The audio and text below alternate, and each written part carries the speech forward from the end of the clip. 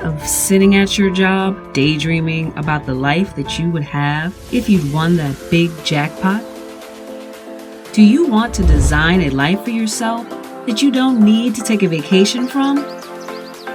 Do you have a vision for your life that you just don't know how to make a reality?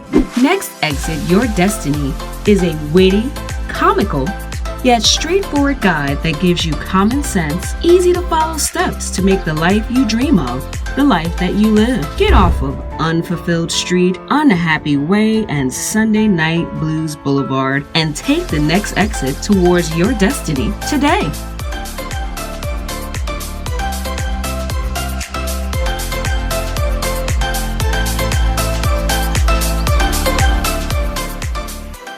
Greetings, everyone, and welcome back to Dream Building 101. I'm your host, Dr. Ebony Potts.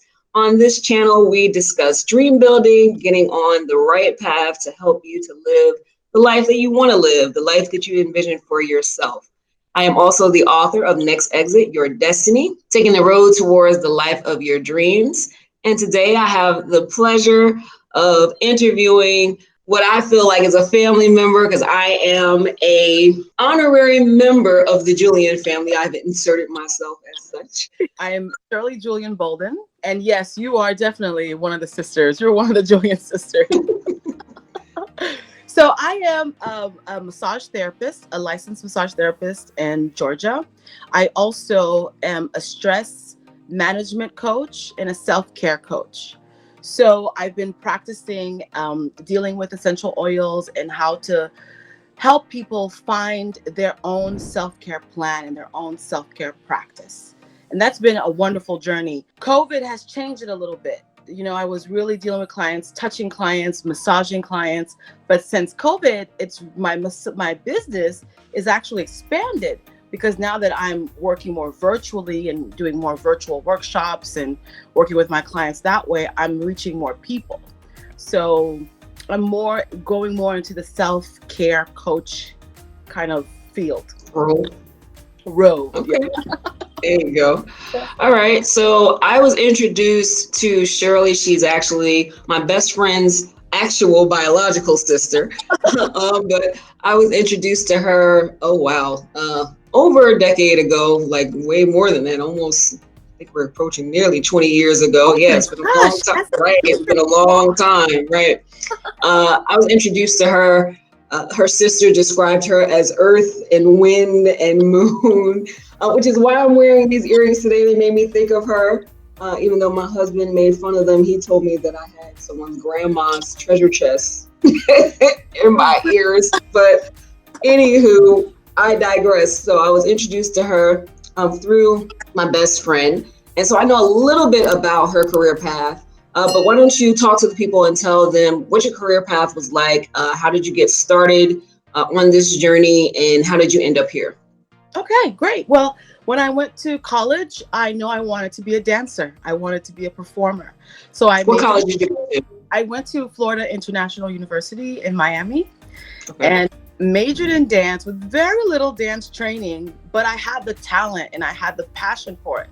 So despite everyone's, what are you talking about? You're going to be a dancer? Like, how are you going to live? You know, you don't even have the training. I didn't care. I knew that's what I wanted to do. So I auditioned for their dance program and made it. And that was my thing. I danced in a dance company. I had my own dance company.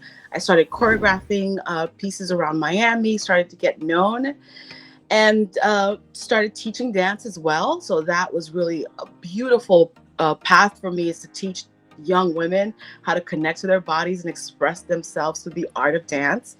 I started working with girls in juvenile justice program. I worked with an organization called Art Spring, and they were working with women in prison. And so we started doing expressive arts workshop with women in prison and girls in adjudicated centers to teach them to use arts for choice making and practice better choice making. So that was an amazing path. And then I got burnt out. I just got burnt out teaching, and then being on stage just didn't have the same meaning for me anymore. I wanted to help people. I wanted to touch people. And I remember talking to one of my professors and saying, I want to go into healing. This was after undergrad. I want to go into healing. And she's like, you want to be a doctor? I was like, no, not a doctor. I don't want to see blood and all. I don't want to do that. But I didn't know exactly what what that meant.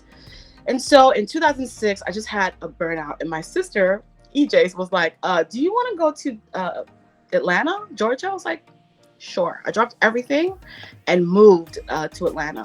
And I wanted to do a big change. And one day my cousin Tracy, I don't know if you've met her, was like, what about massage? And it was like a light bulb went on. And so I went to massage school, this perfect school for me called Rising Spirit. And so it was a beautiful time. And then I connected with essential oils. That's when I learned about essential oils. So I went completely from teaching dance to being a massage therapist, working with oils. And I did that for a while. I started my own business doing massage therapy in Atlanta, and that was amazing. And then I was like, I want to again teach. So I went and started teaching massage at a college. That was an amazing thing, to be able to give young people who look like me a tool that they can go and work. That not everybody's meant for a 4-year college, but people like my students had the talent to reach out to people and teach them and give them massage and, deal with their pain and all of that. So that was an amazing journey, doing that. So then I moved to Savannah and started practicing, and I was continuing teaching at Virginia College then. I was a program director, so all the time, my dream of opening a massage place and a wellness center just lived in the back of my mind. It just seemed like a dream that was in the it's the far-reaching dream, maybe one day, but I know I have to pay my bills and I know I have to, take care of my family. So when the program director position came and I did it so well, I just put my 16 hours a day into it. And again, put my dreams in the back burner. So once the school decided to close, they gave me 2 weeks. And that was like, there you go again, giving, putting into somebody else. When are you going to start putting into you? And by that time, I had a baby. And I was like, okay, well, for my child, what's the example, of if you want to do something, then you just go for it. So I got these eyes on me. This is the time. So in 2019, I started my massage practice, Holistic Transformations Massage, and really started getting clients really, really fast. Planning to open a spot, hire therapists. I mean, all of it was in the works, and then COVID hit. So we're in a standstill. And in this time, I know that God has me. I know universe has me, even in the scary times. And so I say, okay, what do you have planned for me? What do I do next? Because I have people calling me. I need a massage. I can't massage. I need people need me, but I can't touch them. But how can I touch them? And so I sat a while, April, May, I said a few months, just kind of sitting with it and just, and then it hit me, I started calling clients and consulting with them. What are you doing for your, some of them would say, I can't sleep. Well, what are you doing right before bed? So I started coaching them and they would call me, oh, that really worked. I'm sleeping better. Or another client would say, my neck hurts. I'm like, well, do a little self-massage and add some peppermint oil. And, well, how does it feel? It feels so much better. I'm like, there's something here. People do need me. And how can I reach them? So I started doing YouTube videos on how to use essential oils and certain self-care practices. And that's really been a great thing for me that I can share with my clients and share with people who need. And now I'm working on a project of creating healing spaces for people, virtual healing spaces. So I'm creating this membership program where I'm having like workshops, live workshops, one-on-one coaching, live hangouts. Well, Zoom is the place anyway, or, on the internet is where people are hanging out anyway. So I'm creating these healing spaces online. And that's exciting. That's my new path now that I'm going with my business. And that really, really is exciting. So that's been my path so far. Wow. Well, that's an incredible journey. The next question I usually ask people is, tell us about a challenge you face, but you kind of already hit that. COVID's been a challenge for everyone in different way, depending on what it is you do or what it is you have going on. And I think that COVID has kind of forced all of us to kind of turn more inward because you have less distractions. So, unresolved issues you may have had, or whatever things that might have been coming to a head, but you were able to distract yourself with movies or this or that. You don't have those distractions. So I think that COVID has been a blessing and a curse. Yeah. Because of, obviously there are lots of people who have had issues, but I think it's also forced all of us to kind of turn inward and have it. It's really a good opportunity for healing, to address things that perhaps you would not have addressed if you had a lot more distractions, places to go, and things of that nature. So that's one way I think that all of us can kind of look at it. And you've obviously been instrumental in helping people to deal with some of those things. So kudos to you. Thank you. So what do you love about what you do, and what is the most challenging aspect about what you do in general? Because obviously COVID has presented some additional challenges, but in general, before COVID, if anybody was thinking about taking this path, what would you tell them that you love, and what's a challenge? So what I love is when a client tells me their pain is gone, or they can sleep better.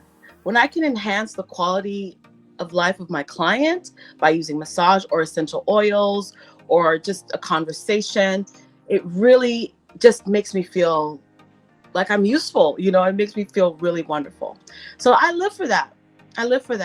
And just to put a smile on my client's face, that is something, because that transfers in every other parts of their lives, even in how they treat their children. If they're at ease, then things are easier for you and then the home, because the woman is the center of the home. No matter, if mama's happy, everybody's happy. So my goal is to really uplift women and make them feel better. And when I can do that, that feels great. My challenge is really within me, because if I give a client a piece of advice and they don't take it, or they don't internalize it, or they don't practice it, or they did it and it didn't work and aren't willing to find something else, they give up on themselves. That's a challenge for me, but I have to understand that everybody has their own relationship with healing, and that's their own agreement. And I can't come in and fix it. That's not what my role is. My role is to hold your hand and to guide, or to assist, or to listen and to support, but not to change. So that's been my challenge, is to really let the client lead instead of, let me help you with this. No, I can't help. I can assist and give a support, but I can't change anything. So that's been my challenge. I think another challenge as well, especially in the space of just American and Western thinking, there is a different relationship with healing, I believe, in our culture than perhaps in other cultures. Meditation, especially most Black folk, if I have had friends that talk to me and I say, hey, have you ever tried meditating? We think of meditating at, monks sitting somewhere on a mountain, and that mindset about meditating, especially oils, people, I've gotten way more into natural healing than I ever was. It's not something that my parents taught me, but it's something that I kind of learned and picked up from other people like you and others, and reading. Most people don't realize that all of our medications, the ones you go to the pharmacy to pick up, are based on natural methods that were there first. So when you tell someone, hey, get some oregano oil, it's a antibiotic, it's antiviral, it's this, they're like, yeah, that's great, but I need to go get a Z-Pack, So again, I think those mindsets, because we just haven't been exposed to natural healing, and I have my own theories on why that is, and money, I think, drives a lot of that, because you can't patent oregano because I can grow it in my backyard. So I think just overcoming some of those mindsets and getting people to try things that are outside of their normal purview, I'm sure, is also a challenge as well. It can be. It can be. But a great teacher told me, Dr. Africa, I took his classes a few years ago. He told me, You have to meet your clients where they are. You have Mm. to meet them where they are. And that's where I'm working, like if you want to, he used to say, if you want to increase your clients' water intake and all they drink is gin, suggest some ice. That's more water. I was like, wow. He goes, yeah, you have to go that where they are. And Right. that's the thing for me. Because I don't want to come up like, you should know about oregano oil. No. It's like, well, you haven't known, but look at all the benefits that the simple oregano has. And when people experience it, that's the key. Once they experience it, you cannot deny experience. You can't deny That's experience. true. That Yeah. is true. The first time I ever used an oil diffuser, again, I've exposed my mother-in-law and, people that are closest to me. And, my husband suffers from allergies, and I have allergies not as bad as him. But every time anyone starts sniffling around me, I go get my oil diffuser and I put frankincense and myrrh Yeah. oil, and you can literally sit in a room with it and you can feel your sinuses and everything just draining. You're right about experience. Once I've experienced it, like my kids already know. They're like, okay, I don't feel good. They bring me, they go get the elderberry syrup. They're like, okay, mom, where's the diffuser? Because they already know, and my son, he's told my ex-husband, his dad, about how to make ginger water. And, again, once you experience it, you're right that it doesn't, you're more open as well to learning more. So that's wonderful. If you could tell someone out there who may just be getting on their own path towards their best life, what would you say to them? Don't quit. Don't stop. Like, no matter how many obstacles you get, you keep going toward. No matter how long it takes you, you never ever stop. I learned, watching my son learn how to walk was a huge lesson for me. He knew he had to get up and learn, but he would get up and fall. He wouldn't cry. He wouldn't, lose it or just say, I give up. He just kept going. And then one day he walked, he would stumble, run into things, and now he walks great. And in that simple lesson, I was like, okay, I can never give up on my dreams. I can never give up on my goals. And so all my students, anyone who's listening, who has a dream out there, no matter how big it is, you keep going, you find your resources, you listen to your intuition, and you don't quit no matter what anybody tells you. That's what I would say. That's an awesome example. I use that same example in my book as well when I'm talking about going after your dreams and fear as well, because fear definitely is a part of getting on your path. Don't think for 1 second that you're going to make the decision that, oh, I'm going to become a massage therapist, or, oh, I'm going to, open my own taxi stand, or whatever it is that your dream is. As soon as you make a plan, and it depends on what your beliefs are, but I feel as though the enemy now has a target. Okay, great. You've put it out there that this is what you want to do. Now let me see how I can get you off of that path, especially once you put a time limit on it. I think one of the biggest things for me personally is, and I can think of so many different examples. Okay, well, I'm going to get my doctorate degree and I'm going to be finished by this date. And, I think one of the first things that happens is, let me see how I can get you off of that date or off of that target, and then see how you respond. And you definitely have to have a spirit of, okay, it takes me an extra month or a year to get there. That's better than continuing to fuel someone else's dreams, even if it takes you a little bit longer, or, you don't take a direct path. One of the illustrations I think of, and I actually wanted to put it in my book, but I couldn't figure out how to get it copyrighted. But one of the illustrations that I think of when you have a dream is, if you think of yourself and then you picture your dream, you picture a straight line. It's never a straight line. Never, ever, ever. There's zigzags, hills and mountains and all of that you're going to have to go through. And I think when people look at others and say, oh, wow, she's a massage therapist, everything is great, but they don't see all of the detours and hills you fell in, and how you have to pull yourself out. So that's wonderful advice and very true.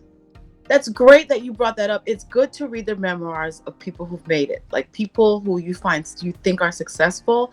Find out their story, and you will never see a straight line. I don't know that never. Everybody goes through this zigzag. That's part of it. Yeah. Well, definitely true. I started to look at fear instead of like going away from fear to move towards fear. It's like, okay, if I'm afraid of it, I gotta do it.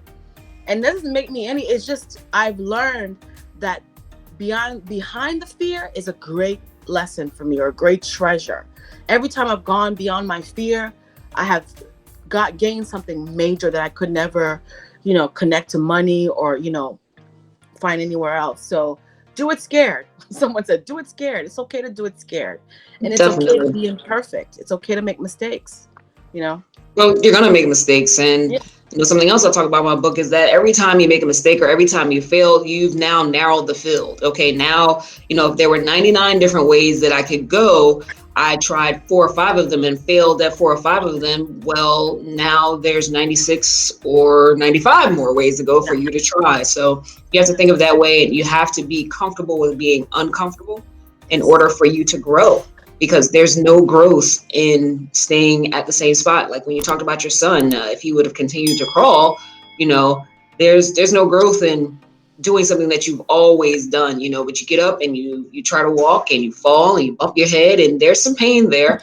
But just like when you learn how to walk, you push through that because what you wanted on the other side was greater than your fear and the bumps and bruises that you experience along the way. So that's great example, great analogy, and you have to apply that to what it is you're doing and what it is you're trying to do. So that's wonderful advice. Anything else you want to add, or any questions for me? I have to say this too.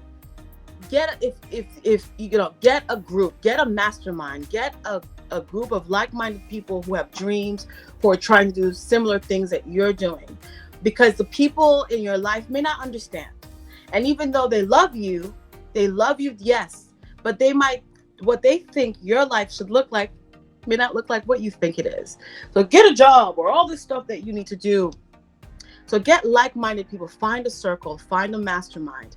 That has been such a great gift for me. Those people buy from you, they network with you, they give you great ideas, they up-level you. So that has been such a great thing for me, is to find my mastermind group. So find yourself a group. That's very, very true. And for introverts like me, and perhaps some people who are out there who are watching, I did a lot of praying about connecting me to people that I felt were more like-minded and more driven towards some of the things that I was thinking about. And like you said, it doesn't mean that the people around you are haters. That whole, haters, that whole mindset of, because someone's not thinking the way that you're thinking. When you have a vision, that vision was given to you. It wasn't given to your mom or your dad or your uncle or your brother. So they're not going to understand the way that you do, because that seed was planted in you. And I talk about that in my book as well. You have to water that seed. You have to show that seed the light, just like you would a plant. You're not going to take your plant and put it somewhere where people are going to bruise it and do things that are going to keep it from growing. Right. You need to turn it towards the light, give it water, nurture it. And that means, like you said, surrounding yourself with people who are going to continue to pour into you and help you to get there. It doesn't mean you're using people, because you're going to do the same thing for those people when they need it. Absolutely. Yeah. So anything else you want to add, or any questions for me? No, I really love what you're doing. I love these videos. They really inspiring. I feel like it's another mastermind that I connect to every time I watch one of your videos. They've been really helpful. It's like, and it's right on time, as I'm pushing towards my dream in a different way. I'm like, oh, my sister's doing these videos. Let me listen. I mean, they've been really great. So thank you for doing that. Please keep it. Thank you. Yes, Thank awesome. you. Thank you. I felt, and this is me coming outside of my comfort zone, because again, anyone that knows, I am definitely an introvert. I've had to professionally come outside of, my little box, but this is something new. It definitely, I think COVID has caused all of us to kind of stretch, if you're open to it. Yeah. If you're open to new experiences and doing something new. And I felt led to do this, obviously from doing my book. But I felt like people needed these examples, when you're feeling down and you're like, man, everyone has a story, and I'm that saying that everyone has a cross to bear. Everyone has a story. Everyone is going through their own individual things. And I think one of the biggest things that the enemy tells us when we are not feeling our best, or when we're weak, or when we're weary, or when we're tired and we're about to give up, is that you're all alone.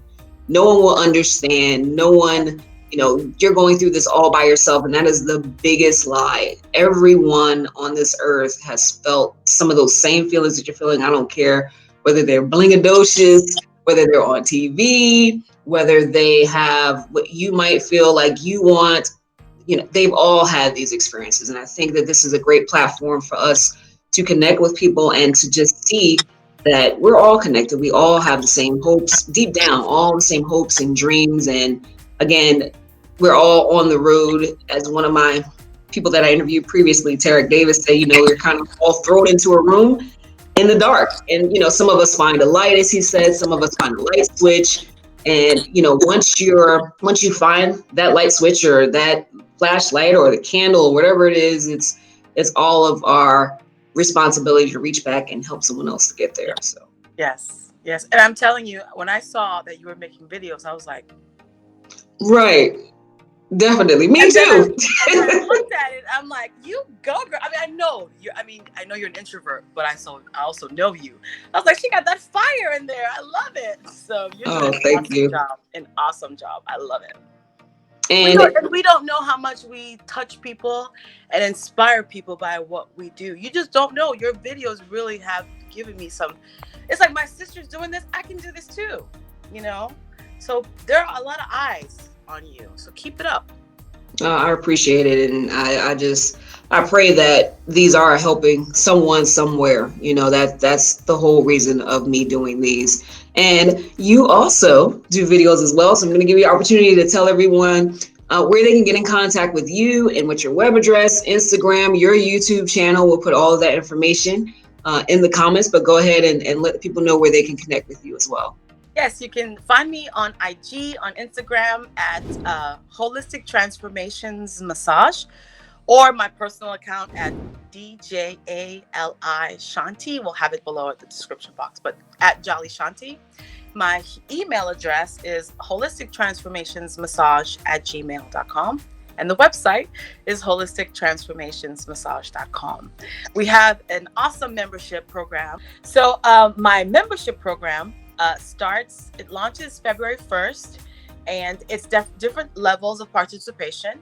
But in the highest level of participation, you have live workshops, you have one-on-one coaching, you have live hangouts, merchandise, self-care toolkits, just all kinds of great things. So I will definitely give you the link, so that if you'd like to post it and share that. So that is one of my exciting projects that I'm doing now, is this membership program. Awesome. Well, I thank you so much. And if you guys have liked what you've seen today, go ahead and hit that subscribe, like, and share button, so that we can continue to uplift one another and just help each other along all of our paths. So thank you so much, Shirley. I appreciate you for being here today. Thank you so much for asking. This is really a pleasure. Thank you. All right, guys. Well, again, don't forget to pick up your own copy of Next Exit Your Destiny, Taking the Road Towards the Life of Your Dreams. And I'll give you all the information to follow Miss Shirley Julien-Bolden in the comments below. And I hope that everyone has a blessed day, and go ahead and make those steps towards your own path of fulfillment. Have a wonderful day, everyone. Bye.